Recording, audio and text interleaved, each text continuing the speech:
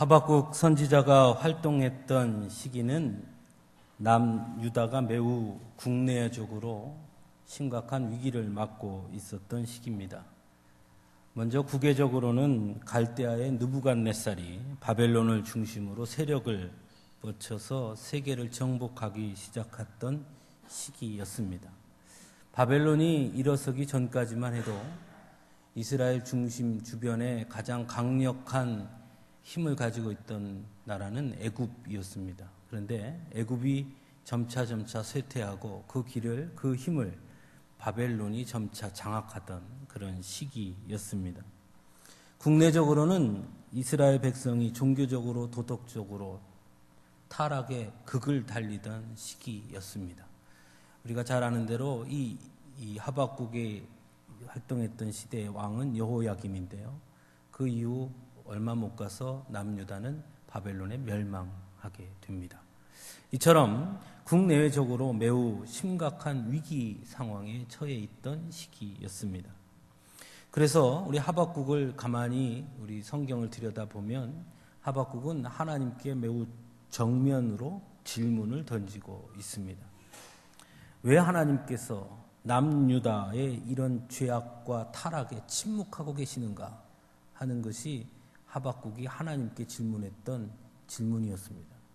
진정으로 남유다가 하나님의 백성이라면, 하나님이 택한 민족이라면 이들이 이토록 타락하도록 그저 놔두시면 안 되는 것 아닙니까? 하나님께서 그것을 막아주셔야 되는 것 아닙니까? 이것이 하박국의 질문이었습니다. 그에 대한 하나님의 대답은 그래서 내가 바로 바벨론을 준비시켜 놓았다. 유다를 징벌하기 위해 하나님 앞에 죄악을 범하고 있는 남유다를 징벌하기 위해서 내가 바로 바벨론을 준비시켜 놓았다. 이렇게 하나님께서 말씀하십니다. 그러자 하박국은 더 맹렬하게 하나님께 저항합니다. 불가합니다. 그건 있을 수 없는 일입니다. 어떻게 하나님의 백성들을 이방 민족을 손을 통해서 징벌한다 하십니까? 갈대아의 바벨론은 하나님을 알지 못하는 이방 민족이고 아무리 남유다가 죄를 졌다 한들 우리는 하나님의 백성들인데 어떻게 그럴 수 있겠습니까? 하고 맹렬하게 하나님 앞에 질문합니다. 그러면서 과연 그것이 하나님의 공의입니까? 이렇게까지 질문을 던지고 있습니다. 하지만 이토록 하나님 앞에 맹렬하게 저항하고 질문하던 하박국은 오늘 우리가 함께 읽은 본문 3장 18절에서 19절 말씀을 보면 전혀 다른 모습으로 변화되어 있음을 보게 됩니다. 그렇다고 그의 상황이 그러면 그 사이에 엄청나게 뭔가 바뀌고 변화했느냐? 전혀 그렇지 않습니다. 본문 16절을 가만히 보시기 바랍니다. 이렇게 말합니다. 무리가 우리를 치러 올라오는 환난 날을 내가 기다림으로 썩이는 것이 내 뼈에 들어왔으며 내 몸은 내 처소에서 떨리는도다. 즉 하박국은 여전히 심각한 환난과 위기 속에 놓여 있는 것입니다. 즉 바벨론이 남유다를 향해 쳐들어올 것을 지금 목 놓아 기다리고 있는 두려움 속에 불안감 속에 놓여 있다는 것입니다. 그 문제가 해결된 것이 아니라는 것이죠.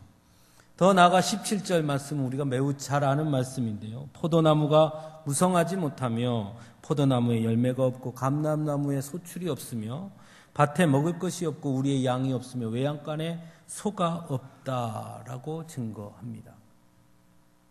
즉 포도나무가 무성하지 못하고 포도나무에 열매가 없고 감람나무에 소출이 없고 밭에 먹을 것이 없다는 것은 지금 현실 상황이 먹을 것이 없다. 매우 곤궁하다. 그런 상태를 말하는 것이죠.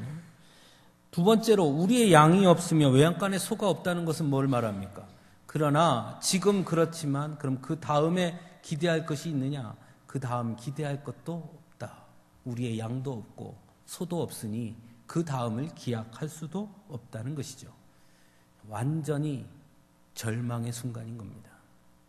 외적으로 다른 나라, 즉 바벨론이 쳐들어올 것을 하박국은 여전히 알고 있고 현실적으로는 소출이 없고 아무런 것도 소유할 수 있는 것이 없으며 미래에 대한 기대도 없는 그 절망의 순간 여전히 하박국은 동일한 그 위치, 그 상황에 놓여 있다는 것입니다.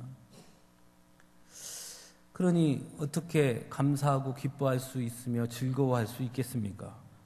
그런데도 하박국은 우리가 오늘 읽은 본문에서 즐거워하고 기뻐한다라고 고백하고 있습니다. 어떻게 하박국이 이렇게 변화할 수 있을까? 하나님 앞에 강하게 질문하며 하나님의 공의가 이것입니까? 왜 하나님 침묵하십니까? 어떻게 이방인들을 통해 우리를 징벌할 수 있단 말입니까? 하고 그렇게 부르짖고 도저히 받아들일 수 없다고 항변하던 하박국이 어떻게 상황은 조금도 변하지 않았음에도 불구하고 즐거워하고 기뻐한다라고 찬송하며 노래할 수 있었는가? 그가 그렇게 변화할 수 있었던 이유는 무엇일까? 오늘 저는 여러분과 그것을 좀 함께 나누어 보고자 합니다. 먼저 우리가 알 수 있는 것은 조금 전에 말씀드린 것처럼 하박국의 이러한 변화가 현실의 변화로부터 기인한 것이 아니라는 것입니다. 현실은 그대로인데, 절망의 상황은 그대로인데, 현실은 여전히 암울하지만 그럼에도 불구하고 그가 바뀌었다라는 것입니다. 여기서 우리가 한 가지 알 수 있는 것이 있습니다.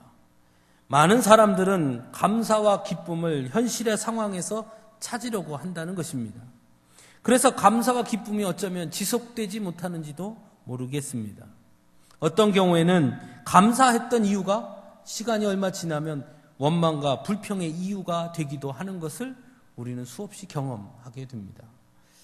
여러분, 세옹지마라는 고사성어 아시죠? 그 세옹지마라는 고사성어의 유래를 아십니까? 옛날 중국의 북쪽 변방에 한 노인이 살고 있었는데 어느 날 그 노인이 기르던 말이 멀리 달아나 버렸습니다.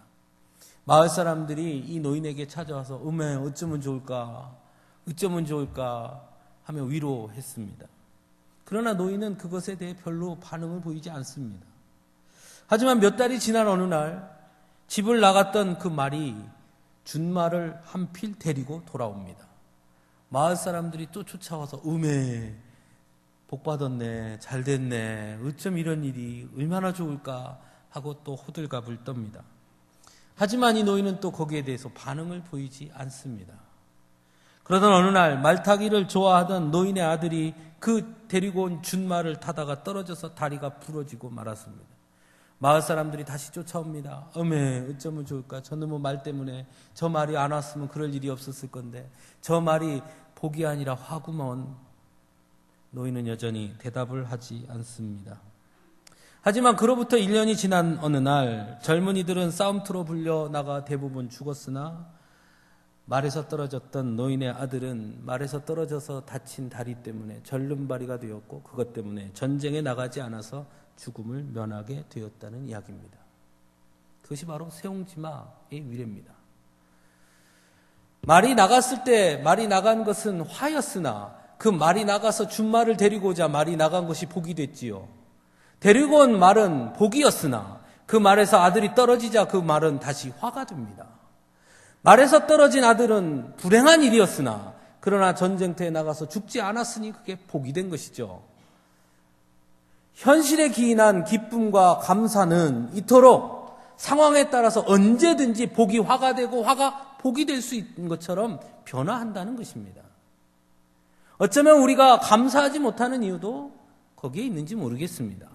그런데 하박국의 감사는, 하박국의 기쁨은, 하박국이 노래한 즐거움은 그런 현실과 상황에 기인한 것이 아니라는 것입니다. 그의 상황과 현실은 그대로였으나 그러나 하박국은 감사하고 기뻐하고 있다라는 것입니다. 그러므로 현실과 상황은 그대로임에도 불구하고 하박국이 감사하고 기뻐할 수 있었던 이유가 무엇인지를 우리가 아는 것은 매우 중요하다 할 수 있습니다. 18절에서 하박국은 그 이유를 이렇게 증거합니다. 여호와로 말미암아 나의 구원의 하나님으로 말미암아 나는 기뻐하고 즐거워한다. 즉 상황과 현실이 아닌 하나님 때문에 내가 구원받았다는 그 사실 때문에 나는 감사하고 기뻐한다라고 노래하고 있는 것입니다. 정말 이것이 가능할까요? 사실 성경에서 만나는 인물들을 볼 때마다 저 역시 이런 질문을 수없이 하게 됩니다. 어떻게 저럴 수 있을까? 어떻게 저런 절망의 상황 속에서도 하나님 때문에 구원받았다, 하나님 때문에 내가 감사하고 기뻐한다, 어떻게 그럴 수 있을까? 어쩌면 그래서 그들이 위인인지는 모르겠습니다만은, 그러면 위인이기 때문에 그랬다면 나에게는 불가능한 것 아닐까? 나하고는 너무 거리가 먼 것 아닐까? 성경의 위대한 인물들만이 가능한 것 아닐까? 하박국이니까 하나님 때문에, 하나님의 구원하심 때문에 감사할 수 있는 것이지, 매 순간순간 하루하루를 힘겹게 살아가고 있는 우리들에게 그게 과연 가능한 것일까? 하는 질문을 던지게 됩니다. 여러분 어떠십니까? 여러분 그것 때문에 정말 가능하십니까? 여러분 지금 기쁘십니까? 하나님 때문에, 구원하심 때문에 기쁘십니까? 지금 얼굴들을 보니까 별로 안 기쁘신데요.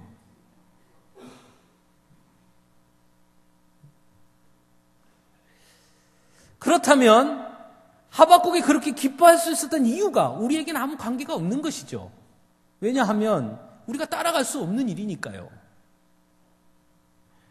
하지만 19절 말씀을 보면 하박국이 하나님 한 분만으로, 구원받았다는 사실만으로 감사할 수 있는 근본적인 이유를 우리가 알 수 있습니다. 그 이유를 살펴보면 그 이유는 우리에게도 동일하다는 것을 알 수 있습니다. 이게 중요한 것이죠. 19절에서 하박국은 주 여호와는 나의 힘이시라, 나의 발을 사슴과 같게 하사 나를 나의 높은 곳으로 다니게 하시리로다 라고 찬송합니다. 이것이 바로 하박국이 하나님 때문에 구원받았다는 사실 하나만으로도 기뻐할 수 있었던 이유인 것입니다. 이렇게 또 말씀드리면 어떤 분들은 그게 뭐 어떻다는 겁니까? 도대체 그게 어떻게 감사할 수 있는 이유가 됩니까? 하나님 나의 힘이라는 거 우리도 다 압니다. 그게 뭐 어쩌다는 겁니까? 퉁명스럽게 대붙는 분도 있을 것입니다만은, 하지만 우리가 조금 더 깊이 한 번 더 생각해 보면 하나님이 나의 힘이시라는 것이 왜 감사할 수 있고 기뻐할 수 있고 즐거워할 수 있는 이유가 되는지 우리는 알 수 있습니다. 앞에서도 우리가 말씀드렸듯이 우리가 감사하지 못하는 이유, 기뻐하지 못하는 이유, 즐거워할 수 없는 이유는 우리의 현실이 감사할 수 있는, 기뻐할 수 있는 현실이, 상황이 아니기 때문이라고 말할 수 있습니다. 하지만 한 번 더 되짚어 생각해 보면 그 상황과 현실 때문에가 아니라 사실은 그 상황과 현실을 해결할 수 있는 방법과 힘이 우리에게 없기 때문입니다. 그렇죠? 우리 앞에 어떤 어려움이 있다 하더라도 그것을 내가 충분히 해결할 수 있다면 그거는 우리에게 문제가 되지 않습니다. 그런데 문제는 우리 앞에 어떤 문제가 생겼는데 그 문제를 내가 해결할 능력이 없다는 거죠. 내가 그것을 해결할 방법이 없는 겁니다. 그러니까 우리가 절망하는 겁니다. 이번 주간에 수능 시험이 있거든요. 이제 대학 진학해야 될 학생들에게 너무 중요한 시험인데요. 아마 가슴이 콩당콩당 뛰고 불안하고 잠도 잘 안 오고 그럴 것입니다. 요즘. 근데 한번 생각해 봅시다. 저는 수능 시험 문제를 다 압니다. 정답도 저는 다 알고 있습니다. 그러면 여러분 어떻겠습니까? 수능 시험이 내게 불안감을 주겠습니까? 두려움을 주겠습니까? 아니면 왜 이렇게 시험이 오래 기다려야 돼? 빨리 봤으면 좋겠네 하겠습니까? 그 문제를 넘어갈 수 있는 힘, 그 문제를 해결할 수 있는 능력, 그것이 있을 때는 앞에 어떤 문제가 와도 그것 때문에 절망하거나 좌절하거나 슬퍼하지 않습니다. 두려워하지 않습니다. 우리가 절망하고 우리가 힘들어하고 우리가 어려워하고 우리가 힘겨워하는 이유는 그것을 해결할 방법이, 힘이 우리에게 없다는 것이죠. 하박국이 처음 하나님께 맹렬하게 질문을 퍼부었을 때 역시 마찬가지였습니다. 하박국의 불만은 왜 하나님이 침묵하시는가였습니다. 어떻게 남유다의 죄악과 타락을 그냥 보고만 계실 수 있는가? 그런데 그 이면에는 남유다의 타락과 죄를 막을 방법이 인간에게 없다는 것입니다. 수많은 선지자들이 와서 남유다 백성들에게 하나님께 돌아서라, 회개하라 외쳤으나 그들은 듣지 않았습니다. 요시야 왕 때에 개혁의 바람이 불어 잠깐 동안 회복되는 것 같았으나 요시야 왕이 죽고 난 이후 여호아하스 왕과 여호야김의 시대에 이르자 오히려 남유다는 요시야 왕 이전보다 더욱 타락한 시대로 회귀하고 말았습니다. 그래서 이제는 더 이상 어떠한 방법도 남유다 백성들을 돌이킬 방법이 없는 것입니다. 오직 하박국이 바라는 것은 하나님이 좀 하십시오 하는 것인데 하나님이 침묵하시니 하나님 앞에 외치는 것입니다. 우리는 방법이 없습니다. 하나님밖에 없습니다. 그런데 하나님마저 침묵하신다면 어떻게 합니까? 이렇게 하나님 앞에 절규했던 것입니다. 그래서 그는 감사할 수 없었던 것입니다. 절망할 수밖에 없지요. 방법이 없으니까. 절망의 현실과 현실을 타개할 방법이 그에게 없었고 하나님마저도 침묵하신다고 느꼈기 때문에 하나님께서 마치 남유다를 버렸다고 여겼기 때문에 그는 하나님 앞에 분노를 쏟아놓을 수밖에 없었던 것입니다. 우리가 절망하는 이유도 이와 같은 것이죠. 하지만 하박국은 드디어 깨닫게 된 것입니다. 하나님께서 침묵하고 계시지 않는다는 것을 그는 깨달았습니다. 그래서 하나님은 나의 힘이시다 라고 고백합니다. 여기서 힘이라는 단어는 히브리어로 하일이라는 단어인데요. 그 뜻은 견고하다, 강하다 등의 뜻을 지닌 동사 홀이라는 단어에서 유래된 단어로 하일이라는 원래 단어의 뜻은 능력, 부, 군대 등의 뜻을 가지고 있는 단어입니다. 그래서 하나님께서 나의 힘이시다라는 말은 공동번역 성경에서는 이 부분을 야훼, 나의 주께서 힘이 되어 주신다라고 번역합니다. 또 다른 성경에서는 하나님께서 나의 능력이며 나의 군대이십니다 라고 번역했습니다. 즉 하나님께서 내 능력이 되시고 내 군대가 되어주시기 때문에 나는 감사하고 기뻐할 수 있다는 것입니다. 비록 나의 현실과 상황이 절망의 상황이지만 내 힘으로는 어찌할 수 없어서 절망할 수밖에 없지만 그럼에도 불구하고 하나님이 내 능력이 되어주신다는 것입니다. 그러니 절망할 이유가 없다는 것이죠. 그보다 더 완전한 해결책이 없는데 이 세상에 가장 완전한 해결책을 가지신 하나님께서 내 능력이 되어주시고 내 힘이 되어주시고 내 군대가 되어주신다 하니 그 무엇이 두렵고 그 무엇이 힘들고 그 무엇이 우리를 절망하게 할 수 있겠습니까? 하나님께서 나의 능력이 되어주심으로 나의 발을 사슴과 같게 하시고 높은 곳으로 뛰어다니도록 하시니 더 이상 상황과 현실의 문제와 어려움으로 인한 절망에 갇혀 있을 필요가 없다는 것이죠. 그래서 즐거워한다는 것입니다. 더 이상 내 앞에 놓인 문제는 하나님이 나의 능력이 되신다는 것을 깨닫는 순간부터 문제가 아니라는 것을 알게 된 것입니다. 그러니 어찌 감사하지 않을 수 있겠습니까? 하박국이 고백한 하나님은 나의 힘이십니다라는 그 고백이 우리에게도 있는 줄로 믿습니다. 여러분 그렇게 믿으십니까? 근데 왜 우리가 절망하지요? 우리 앞에 놓인 문제 있습니다. 우리가 해결할 수 없는, 우리의 힘에 부딪히는, 우리에게는 방법이 없는, 어찌할 바를 알 수 없는, 그래서 절망하고 좌절할 수밖에 없는 그 상황에 우리가 놓여 있다고 합시다. 여러분 왜 절망합니까? 내 힘으로 안 되니까 그렇지요. 그렇다면 절망할 수밖에 없지요. 그런데 우리는 압니다. 하나님이 나의 힘이심을 말입니다. 그러면 절망할 필요가 없죠. 주님, 내 힘으로 안 됩니다. 그러나 저는 걱정하지 않습니다. 왜냐하면 하나님이 나의 능력이시니 말입니다. 두 번째로 나의 구원의 하나님으로 인해 기뻐한다라고 하박국이 말했습니다. 여러분, 구원이 무엇입니까? 구원의 가장 중요한 핵심은 전적인 하나님의 은혜라는 것입니다. 하나님의 기준에 따라서 그 기준을 만족시킨 자에게 주시는 것이 아니라 하나님이 전적으로 그냥 부어주시는 것입니다. 구원받기 위해 내가 하나님을 만족시켜야 하는 기준이 없다는 것입니다. 우리가 무엇을 해야 구원받는 것이 아닙니다. 하나님 우리를 구원해 주신 것입니다. 그렇게 택하셨습니다. 전적으로 하나님의 선택이고 전적인 하나님의 사랑입니다. 만일 하나님의 그 사랑이 아닌 다른 어떤 기준에 있어서 그 기준에 합한 자만 구원받는다면, 그래서 그렇게 구원받는 자에게만 하나님이 힘이 되어주신다고 한다면 하나님이 나의 힘이라고 하는 그 말씀이 아무런 위로나 기쁨이 될 수 없습니다.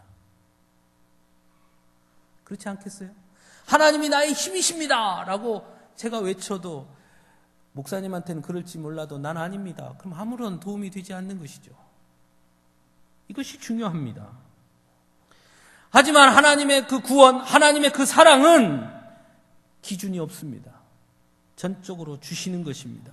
사도 바울이 로마서 8장에서 증거하듯이 사망도 우리를 하나님의 사랑에서 끊을 수 없는 완전하고 변하지 않는 사랑으로 우리를 구원해 주셨습니다. 우리가 구원받는 것은 그 사랑 때문입니다. 다른 기준이 아니라. 조금 더 심하게 말하면 나를 향한 하나님의 짝사랑 때문에 우리는 구원받게 된 것입니다. 그런데 그 짝사랑은 변하지 않습니다. 그래서 하나님이 나의 힘이십니다 라는 고백은 우리에게도 동일한 것입니다. 하박국에만 있는 것이 아니라 우리에게도 동일한 것입니다. 왜냐하면 나 역시 구원받은 백성이니 말입니다. 그래서 하박국이 말합니다. 여호와의 구원하심으로 말미암아, 여호와의 구원하심으로 말미암아.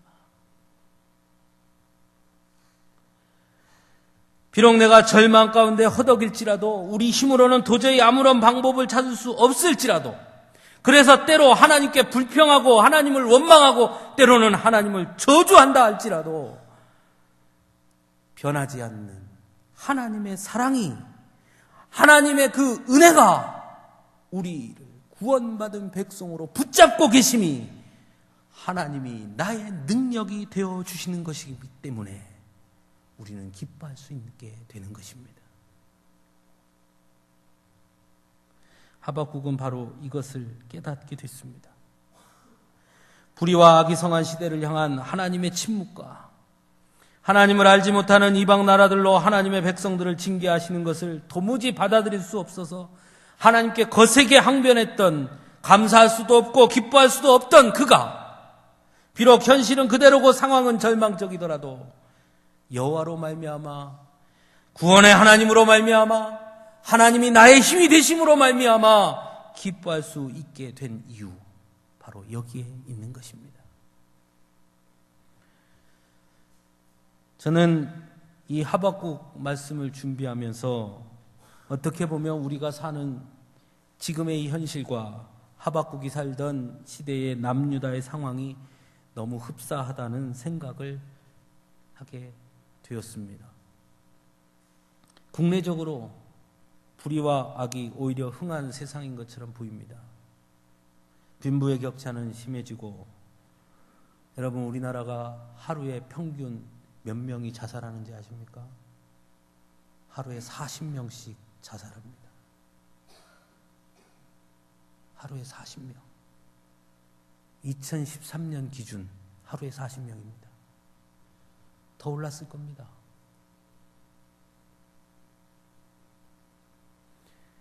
(1인당) 국민소득이 3만 달러가 되면 뭐 합니까? 삶이 좀 더 편해지면 뭐 합니까? KTX가 놔주고 달나라로 우주여행을 간다고 한들 그게 뭘 중요합니까?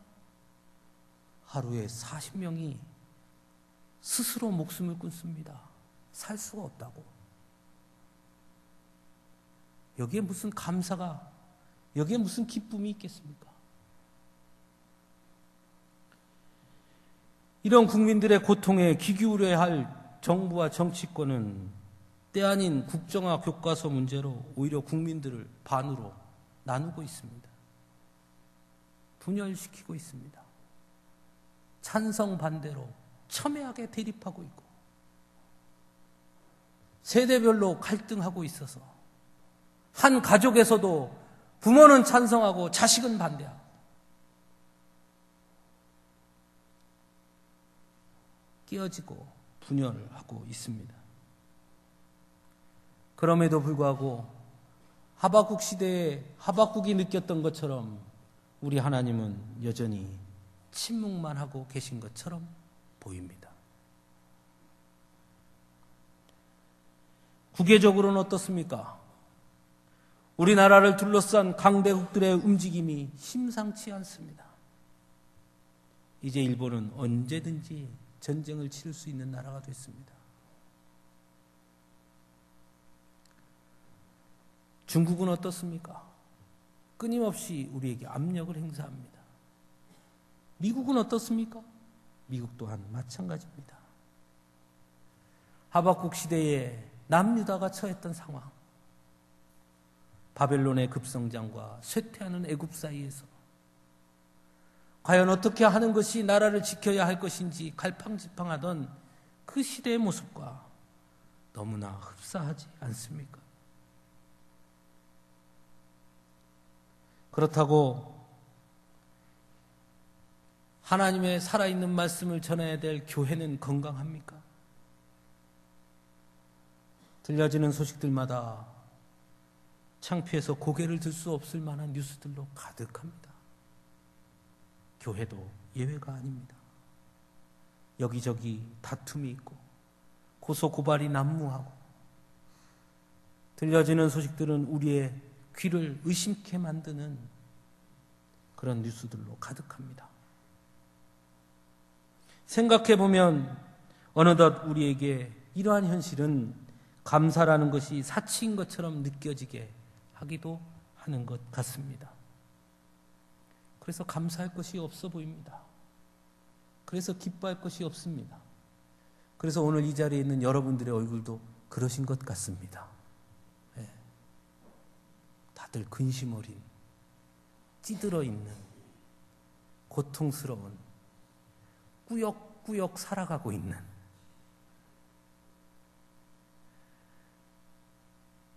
요즘 그런 말이 제일 많이 유행한답니다. 살고 싶어서 삽니까? 그저 사니까 사는 거지.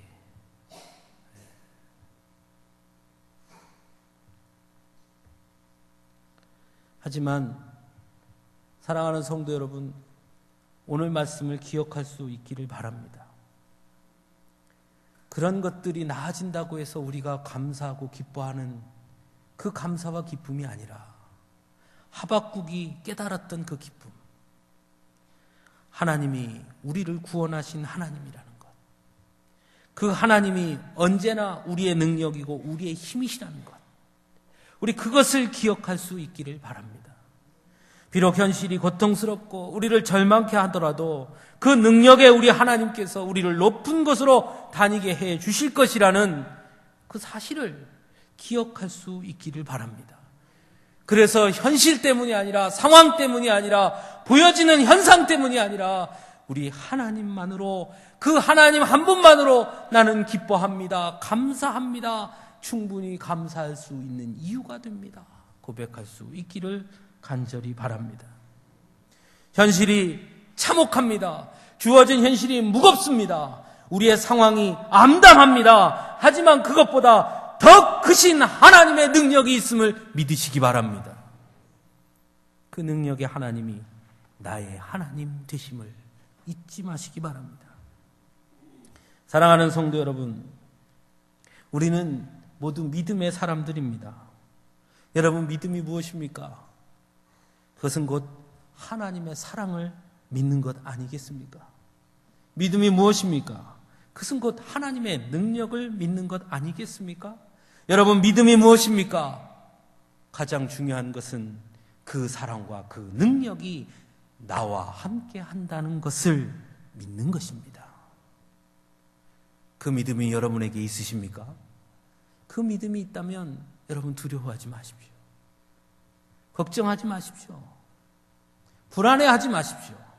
절망하지 마십시오. 그 믿음이 있다면, 그 능력의 하나님이 지금 나와 함께 하신다는 것을 믿으신다면, 여러분, 우리 앞에 놓인 문제, 우리 앞에 처한 상황, 현실, 그것보다 더 크신 하나님이 함께 하신다는 사실만으로 감사하고 기뻐할 수 있는 우리 모두가 될 수 있기를 간절히 바랍니다. 함께 기도하겠습니다. 사랑의 아버지 하나님, 하박국은 주님 한 분만으로 나는 감사합니다, 기뻐합니다, 즐거워합니다, 찬송했습니다. 하나님이 나의 하나님 되시고 하나님이 나의 능력이 되심을 알았기에 비록 상황과 현실은 감사할 수 없는 상황일지라도 그는 즐거워하고 기뻐한다고 고백합니다. 사랑의 아버지 하나님, 우리에게도 그 믿음을 주심에 감사합니다. 그 하나님이 우리의 하나님이고 그 하나님의 능력이 바로 나를 향한 하나님의 사랑임을 깨닫게 하셨고 그 하나님이 내 곁에 계심을 알게 하셨으니 감사합니다. 더 이상 눈앞에 보이는 현실과 상황 때문에 절망하지 말게 하시고 나의 힘이 되신 하나님으로 말미암아 감사할 수 있는, 기뻐할 수 있는 저희들 되게 하여 주옵소서. 예수님의 이름으로 간절히 기도드리옵나이다. 아멘.